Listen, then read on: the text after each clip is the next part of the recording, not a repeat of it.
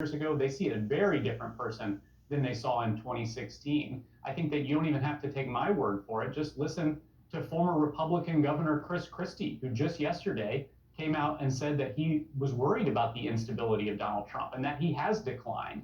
And when you have your own eyes, when you can watch his rallies and see the sort of rambling tangents that go on for an hour and a half where people leave his rallies because they don't know what he's talking about, it raises questions about his fitness for office. Fitness for office that you hear his own former General Mark Milley, the head of the Joint Chiefs of Staff, his own former Chief of Staff, John Kelly, his own former National Security Advisors, John Bolton and H.R. McMaster, his own former Secretary of Defense, Mark Esper, who have warned about the dangers of Donald Trump returning to office in his mental state.